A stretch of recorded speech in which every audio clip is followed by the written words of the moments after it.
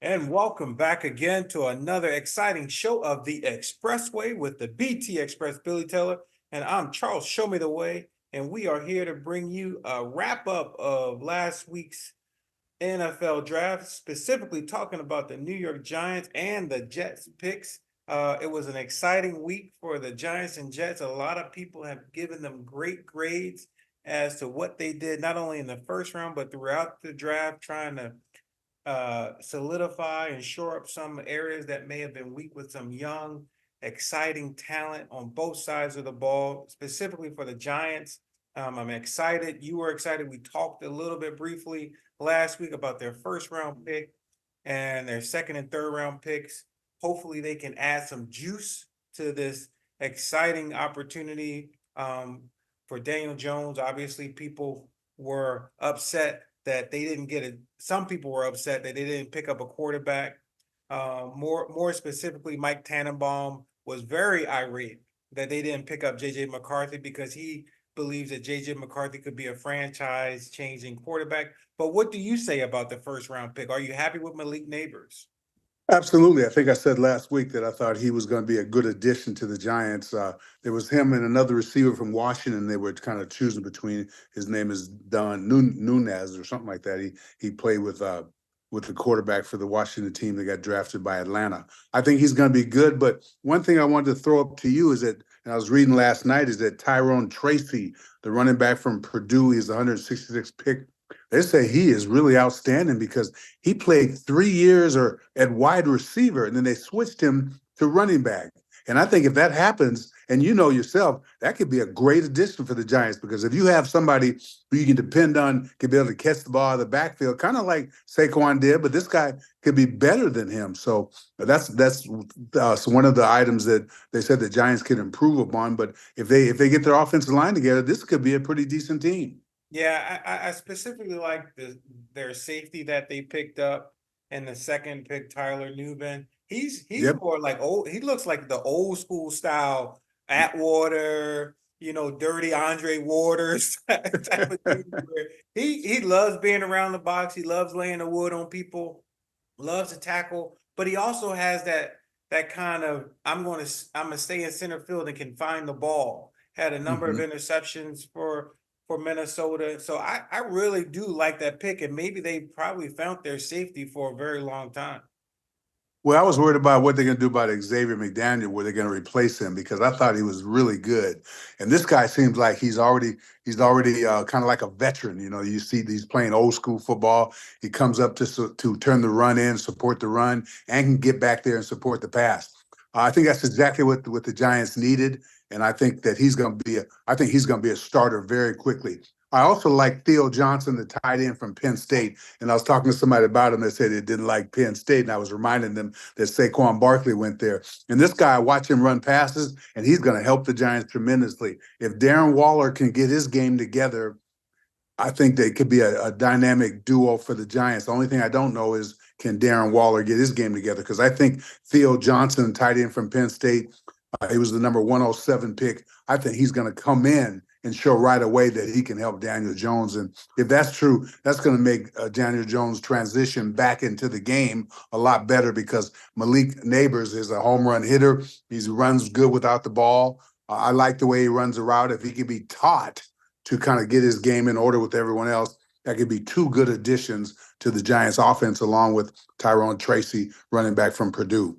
Yeah, I'm excited to see what Andrew Phillips can do outside of Tyler Newman. Andrew Phillips from Kentucky. The only Mhm. concern I have is he has no interceptions at cornerback and in his entire career in college, and that's concerning when you play a position where if you're when you're a rook when you're a freshman you're getting thrown at or a sophomore if you played, but he has no interceptions. He has great feet.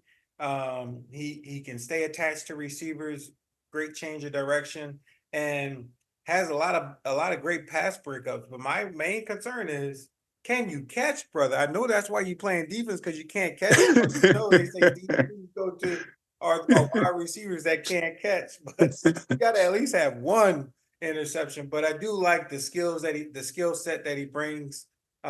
He is on the bigger side, not tall, but on the bigger side. So I'm just kind of excited to see what he brings to the table as well. Well, see, that when you say something like that, CW, it makes me think of two things. Number one, he was so good on the playing defensive back on the receivers, they didn't throw his way. And then number two, you would think during the course of a game, a ball would bounce off somebody, or somebody misses it, or you in the right place at the right time. I very rarely see people in the history of defensive back that didn't get a turnover, didn't get an interception. And that kind of makes me wonder. But then again, everything's going to come to the light because with Malik Neighbors in there, they're going to see right away in practice, who's good and who's not. So I saw exactly what you saw because he's from the University of Kentucky, had decent competition, but maybe he's a shutdown corner, and that's exactly what the Giants needed this time. But the one I didn't like, and I maybe have to be talked into it, is the last draft pick, who was Darius Mizzou, who came from UCLA. I saw he was only 6 feet tall and about 225 pounds, and that's kind of small for a linebacker in the NFL. But maybe he's a guy who's around the ball a lot, and maybe he runs sideline for sideline, but that's not very big to be able to take on guards and tackles, and even the fullback on a lead play. Yeah, when I saw them pick up Mizzou, he, I think they brought him because they did need a linebacker. And hopefully they're not reaching. I saw some of his tape, Mm-hmm. watched a little bit of him play. He does play physical. He does move laterally really well. He does have a little bit of quickness, but there is a reason why a 6th round pick. But those 6th round picks, they actually learn how to make a splash and stay on the team for 5 years and Yep. do things. Look at it. Antonio Pierce was a free agent, and look at the career he had, two-time Super Bowl champ. So when you look at, I'm not going to discount where he was drafted, but if he can work hard and do the things that the Giants need him to do and actually be a playmaker, I think we may have gotten a steal at the 6th pick with Well, Derek. grade the Giants drafts, Charles, because I was looking at all the things, and we always talk about what they need and what they need to do and stuff. We didn't know what they're going to go with the quarterback. I didn't think they should because of the money they have invested in Danny Jones, and no matter what, they still got to pay him $40 million. But somebody told me that he had in his contract, if he stays healthy the most of the year, he gets another few $1 million. I don't know if that's true because you give somebody 40-something million, they don't need to get much incentives except for winning. So I don't understand that. But what grade the Giants draft? I gave him a B because I don't know about Darius Mizzou, and I don't know about that. People talked about Tyler Nufkin, the safety from Minnesota, but Minnesota must have had a pretty good team because we got their center, and I thought he was very good last year. But what's your grade on him? I gave him a B. Yeah, I would say B plus, just because of the same reasons you stated, that there are some unknowns at the linebacker position. There is some unknowns with the linebacker position there. The cornerback, he has great skills, but you got to catch. You don't want, if you got a chance for an interception, you can't miss it because the offenses are high-powered offenses. The quarterbacks you're going against are high-powered, and you can't be dropping passes that are gimmies, because you want to get those quarterbacks and those offenses, especially those high-powered offenses, off the field. And so that's what's concerning. I do see the same thing that you see, especially given the issue that we had with the running back that we drafted last year. Tracy Johnson. I seen he could be a great, especially since they just changed the kickoff return, the kickoff rules, and now they're making it easier for a returner to just hit a gap and break it. And so I Yep. think the kickoff is going to be more vital to a game. Special team coordinators are going to have to scheme so they don't be giving up big plays and they're not changing field position. And I think they're going to bring back the excitement in the kickoff game. And I think he can add to that excitement. I've seen some of his kickoff returns. I think that's what's electrifying. If you watch some of his kickoff returns, he's very electrifying on that side of the ball. And so this may be that weapon trying to scheme for the new rules that have changed in the NFL. Yep. Great point too, because I was looking at and the new rule on the kickoff is that the people who run down there cannot move until the receiver catches the ball. So by the time they get to them, they won't be running 50 yards. They might get 10, 12 yards, and that allows the momentum of the receiver to be able to possibly break it and go, because he breaks one tackle, they're gone. But on the other side of this, as we go through it, the Giants, do you think that they've improved their position in the NFC East? Because, Eagles probably are still up there with the Cowboys, and then they say the Commanders have improved, but you Giants, have they improved enough to be able to come up from that last position? I think the question mark is Daniel Jones, Yeah, right? that's a good point. I, Yep. I think when you look at the defensive side of the ball, they've improved on the defensive side of the ball, acquiring the defensive end for Carolina. So now, Brian. Yep. yeah, Brian. Yep. you have two hopefully franchise D ends that could actually put pressure on quarterbacks. Hopefully Yep. they can hold up against the run. Obviously, Dexter Lawrence is only getting better. The older you get, the better you get. So hopefully he's only getting better. I do have a question mark about the other D tackle, who they're going to put next to Dexter to kind of to stop the run game, because that was an issue last year at times when Dexter Lawrence wasn't on the field, is that they were susceptible to the run game and the linebacker position. Obviously, they got the kid from Indianapolis last year who did a great job last year. Yep. Uh, Yep. I think now just filling out the other two linebacker spots. I'm not too concerned about our DBs, even though we lost Xavier McDaniel. But you got Tyler Nubin. I love what they did in free agency. You got Deontay Banks, who had a good rookie season last year. Yep. So, and you got and now you got Tyler Nubin coming in. You got the kid from Kentucky we just talked about who could play slot, right? Yep. Yep. Quick enough Very to good play point. slot. Yep. So I think it sets up where it's also the big question mark is, can Daniel Jones show us the Daniel Jones who went to the playoffs, didn't create turnovers, kept the Giants on schedule, made plays with his legs, and and made good decisions with the ball. And so at the end of the day, the Giants will go as far as Daniel Jones takes them. What's incredible about Tyrone Tracy, their running back that they picked, is you think about it, he plays running back and wide receiver. He could be like a Debo in San Francisco. If he could add that to the Giants, he could really kind of think about it. And then when his time comes up, he could get a big contract, because Debo plays running back and played wide receiver, and they feel that they're divas. So I just think that with him, and then Eric Gray was last year. I don't know if he's going to be a part of it this year, but Devin Singletary, the running back they got, is supposed to be very good. And with these two guys coming in, this is going to help the Giants tremendously. And I think that if you can get a running back that can line up in the slot, and Saquon did it a little bit, I think you're going to make your team great. Because if you get a tight end like Theo, the tight end that they got, Theo Johnson from Penn State, I think you have a chance to, if and I agree with you about Danny Jones, if he could take what the defense gives him. The defense always gives you an option to get the just a check down, or middle of the field or outside. If he makes the right reads and get rid of the ball quickly, I think it could be a turnaround season for the Giants. But the competition is definitely there, because I saw the Eagles address what they needed, and that brings them up to a higher level. Exactly. And like I said, it's an exciting year. Daniel Jones has to get out on the field. I know he's still recovering from a lot of the offseason maintenance issues or surgeries that he had. So we really just need to kind of follow up and kind of see what what condition he's in. Can he make it through mini camp with these new young receivers, right? Can he go through is he going to be ready for training camp? Because right now it's important for him, if he can get out there.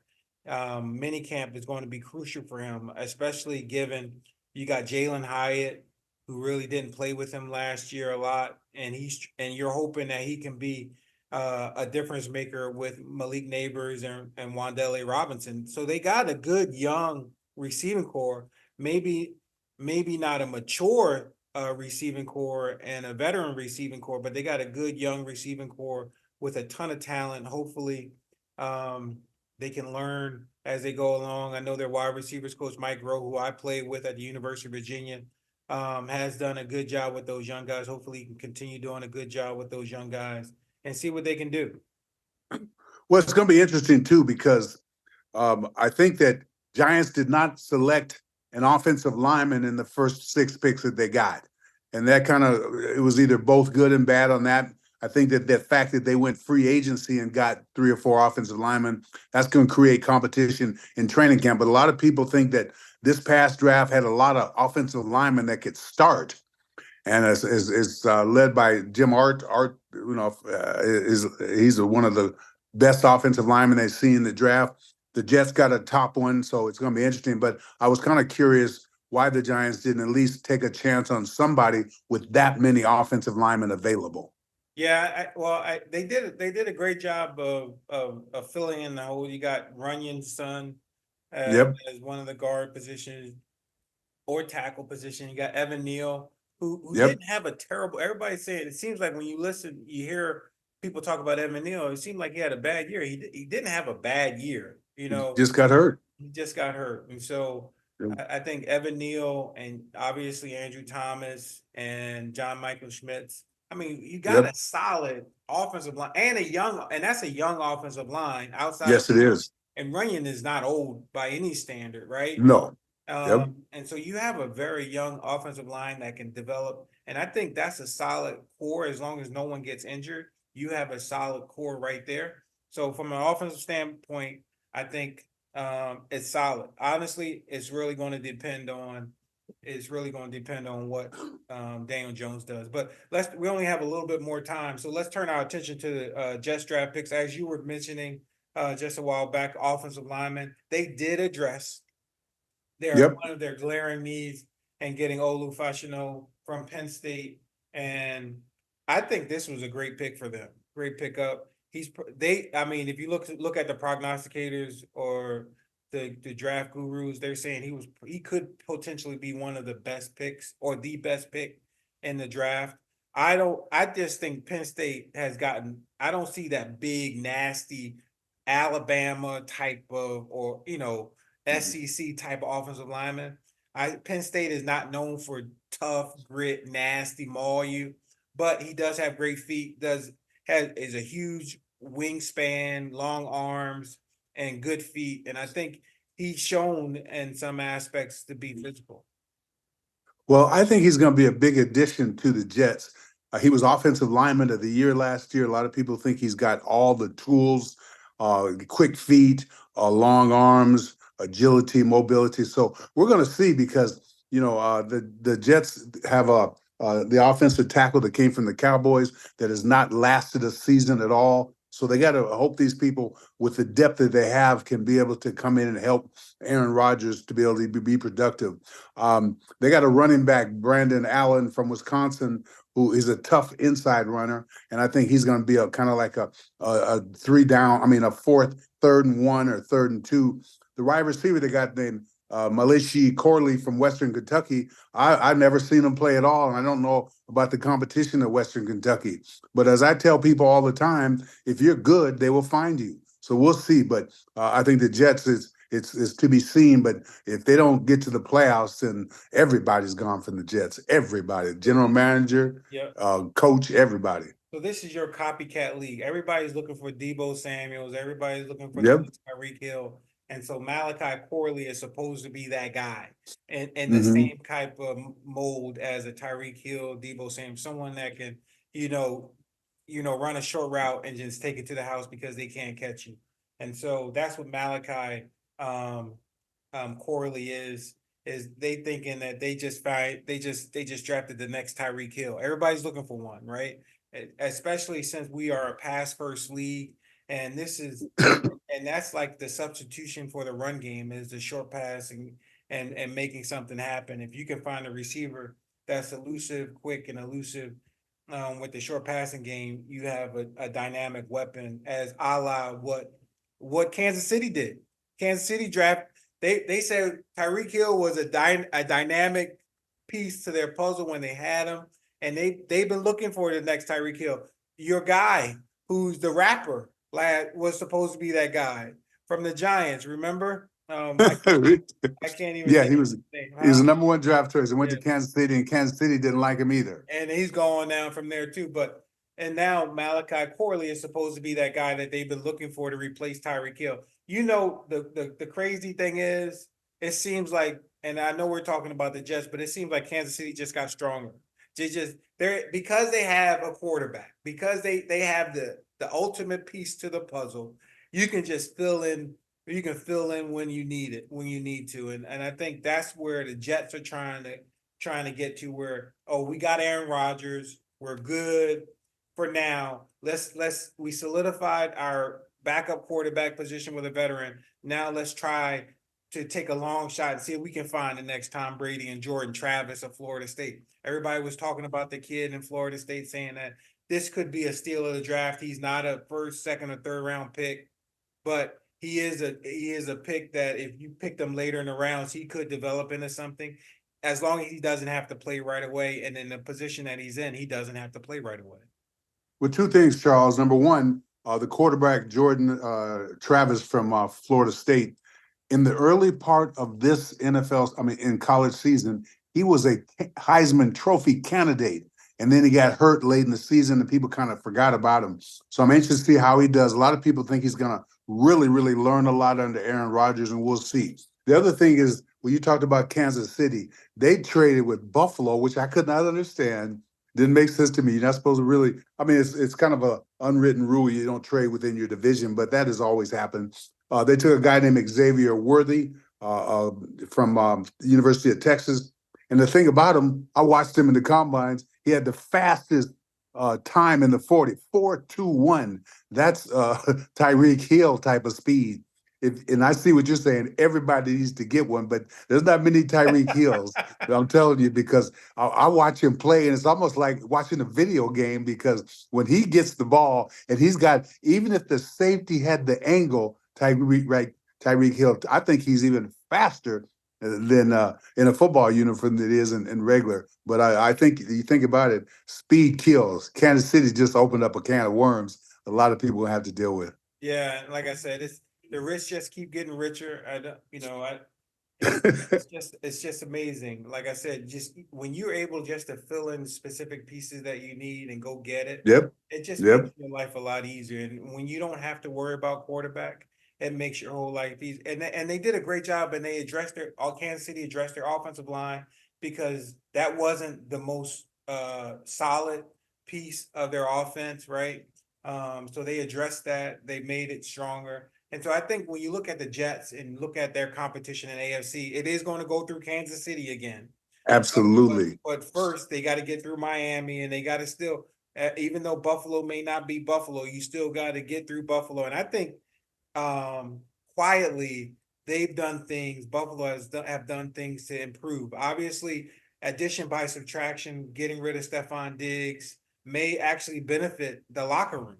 When you get rid of, well, you take out of a distraction, because he was a distraction at times last year. When you take out a distraction, then now you can get to work. You got more people focused on the task at hand, and I think that it may actually benefit Buffalo for getting rid of just kind of a divisive kind of figure within that team culture. Totally agree with you, because I watched him during the course of the year. Stephon Diggs, he would yell at Josh, the quarterback. I mean, scream at him. And I don't think you should do that. And it makes me mad, to be honest with you, because I watched Terrell Owens do it a long time ago. Come back to the huddle every time and tell the quarterback he's open. The quarterback is supposed to take what the defense gives. And I thought Stephon Diggs got mad a lot of time, but then they changed coaches in the middle of the season, and they began to run the ball more. So Stephon Diggs didn't get the ball as much as he used to. So he was even more upset. And I think the Buffalo Bills did a good job for the organization by getting rid of him. But the thing about it, you got to replace him with somebody, because that division is unbelievable. I mean, let alone Miami and Kansas City, along with Baltimore and everybody else. So I don't know if Buffalo is going to be in the mix again, but I know the whole AFC is going to be dynamite with Cincinnati quarterback Joe Burrow coming back, Aaron Rodgers coming back to the Jets. It's going to be interesting as heck, and you can't guarantee anything. Yeah, that just trying to get out. Think about it. Just trying for the Jets. they're going to need a lot of help just trying to get out of the AFC because Yep. not only their division is tough, you got obviously no one's counting New England, but you got Miami and Buffalo that are still at the top of the game. Then you got the AFC North with Pittsburgh, Cincinnati, and Cleveland. Yep. Cleveland. I mean, and Baltimore. So you Yep. got And Baltimore. every team in that division. I mean, they may beat each other up. So Yep. you may have 4 losses already, right? So it's tough. I think for the Jets, just if they can get out of if they can become the number 1 seed in the East, they will have a better chance of getting out. But I wouldn't want to play any of those teams as a wild card team in Buffalo or not Buffalo, Baltimore, Cincinnati, or the Steelers. Well, it'd be outstanding if the Jets got home field advantage throughout the playoffs. One thing I wanted to mention, they drafted in the 5th round a defensive back, Quantez Stiggers from he played in the Canadian Football League, but they said he was shutting everybody down, and he's the first player ever drafted out of the Canadian Football League. They also got Mr. Irrelevant, Isaiah Davis. He's a running back from South Dakota State. He's picked. He was Mr. Irrelevant, the last play. Jalen Key. Jalen Key, excuse me. Mr. Irrelevant from University of Alabama, from Alabama. University of Alabama. And I was kind of shocked because I thought Alabama would have with playing defensive back, you're playing against good competition. And I thought that Jalen Key would be drafted higher. But with the quarterback from San Francisco being Mr. Irrelevant, now it may speak up and say something about Jalen Key being the last pick, last player picked in the draft by the Jets. Yeah, that's I'm curious to see how that goes. Before we go, I know we're running out of time. You wanted to talk NBA basketball. You wanted to talk playoff basketball. My team last night versus the Knicks gave me almost a heart attack. I was crying there for the last 28 seconds. I was crying, and then they made me grab a tissue and wipe my tears away because Tyrese Maxey finally manned up and grew a set of cojones and kind of put the team on his shoulders. And that's, I think, from a Sixers standpoint, and I'm not fanning out. I'm not trying to be a fanboy, right? But if you look at the Sixers and Joel Embiid, they lack that dog, that I'm going to get you mentality. I'm going to take it, a la the Jordan or even Steph Curry. You know how Steph Curry, like, give me the rock. I'm going to shoot the lights out. You can't do it. I'm going to do it. I'm never out of the game. And Joel Embiid always looks like he doesn't play well when it's like a must-win situation, or he just gives it up. And I'm glad that Tyrese Maxey came around and took control over that, because hopefully that's what Joel needs to kind of say, okay, it's okay to win now. I can be a champion, because he's probably the most talented NBA player today. Getting a triple-double, and he was sick, has a bad league, got Bell's palsy, got a lot of stuff wrong with him always during the playoff. If it wouldn't be the playoff for Philly if something wasn't wrong with Joel Embiid. But what about the Knicks? Talk about the Knicks side of things. How do you think they're feeling? Okay, first I want to get back to your Sixers. Okay, Maxey put on a show at the Garden that not many people do. They say he tied Michael Jordan's record in the playoffs for 46 points. He put on a show, and I was impressed. Now, by Joel Embiid, you have to admit, Charles, I know you love the Sixers. You've been a fan for a long time. He's not clutch. All the fourth quarters, he disappears, and then he blames somebody else every time. And I just said, man, if you're that big on the court, you need to take total charge. And to have a player like Maxey do what he did last night, Joel Embiid has got to be confident and feeling good. And it's going to be that they called out the Sixers fans last game before they came to New York. That's right. So Julius Erving, Dr. J, said the Sixers fans have got to show up and don't let any Knicks fans get past Trenton, New Jersey. Hey, even Dawn Staley put out a tweet saying, "Don't sell your tickets." But it's kind of hard, because say that you're a Philadelphia Sixers season ticket holder, just like I'm a Giant season ticket holder, and someone asked me $1,000 for my ticket when it only costs $200. You got to think about that, Charles, when the electric bill has not been paid. Hey, and you know those tickets are gonna go, especially people coming down Yes. from New York. They probably Yep. go for more than $1,000. You, especially Yes. you got some courtside seats, man. Yep. Yep. But you talk about the Knicks. I think that I think Brunson is unbelievable. I do. I think that the guy Hart missed a free throw at the end of the game that could have maybe put the game away and didn't allow Maxey to hit that 4-point play. This is a great series. It really is, because when I'm on my edge of my seat and I don't know who's going to win, and then it goes into overtime, that gets my hands sweaty. And That's very rarely does that happen. And last night the game was in doubt until the end of the overtime, and you had to be pleased as hell, Charles Way. I did, like I said, I was crying. I had tears. I had my tissue box there. I gotta wait till next October for us to have a hope again. It's gonna be a long summer, and then Maxie pulls it out. So that was good for me. But you know what? If you look at a lot of the East games, even Milwaukee, the Yep. Milwaukee Yep. Indianapolis series, Yep. even though I think just because Giannis and Dame Lillard won't be probably part of this series given their injuries. Indiana Yep. has a good chance of closing that out because of their style of play. That's a good series. Even the Cleveland Orlando series is a good series. Yep. And obviously, Boston is the king of the East. Yep. They're probably going to close it out tonight. That series, and then look at the West. You got OKC, you got Minnesota already closing down their series. You got Denver shutting out their series. Really, the only series is the LA Clippers and your boy James Harden uh, fighting to stay alive. Well, he hadn't got in the clutch yet. Wait till the clutch, and he won't be there at all. He won't show up at all. But I'm just blown away by Minnesota just dogging the Phoenix Suns, and Yeah. that point guard for Minnesota. He's got to be one of the up and coming American players, the Anthony Edwards, that can really maybe help people watch basketball, because you watch him, he's an exciting player. He totally disrespected Kevin Durant, and they played Denver the next go round, and that made That'll be really a great decide series. who's in.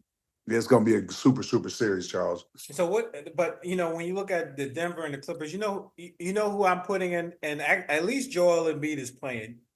Kawhi Leonard, man, that dude, he probably won't play the rest of the playoffs. He said my knee ain't right, I can't play. He looked bad in the game. So you pay this dude all this money. He's supposed to be one of the greatest players in the game, but he never shows up. He's played one playoff series, two when he was with San Antonio, but he's played two in recent history after Toronto, one full playoff series, and they won a championship, and got a ton of money, got the bag, like they say, Yep. and Yep. hasn't played in a full playoff yet. Well, I went to high school in San Antonio, so my friends, I talk to them all the time about the Spurs and what happened to Kawhi Leonard. They say he's one of the most negative people that they've ever been around. He doesn't support the game. He doesn't speak well about the game. He acts like people are bothering him all the time. He doesn't encourage people. I don't really like him as a player. I know he's great, but for him not to be available all that time, how could that be a good teammate? So we'll just have to see. Yeah, it's exciting. I'm excited for the NBA playoffs. I appreciate everything, and I know we got to wrap it up, but it's going to be exciting. It already is, and I love NBA action. It's fantastic, Charles. But anyway, great go show, Charles. I got to thank Charles for being our producer, always taking care of us. And ladies and gentlemen, make sure you join us on Fridays. It comes on YouTube in the morning. And check us out as we try to make sure we keep up in the world of sports and let everybody know about the Giants and the Jets. For Charles Wade, ladies and gentlemen, I'm Billy Taylor. Have a good week.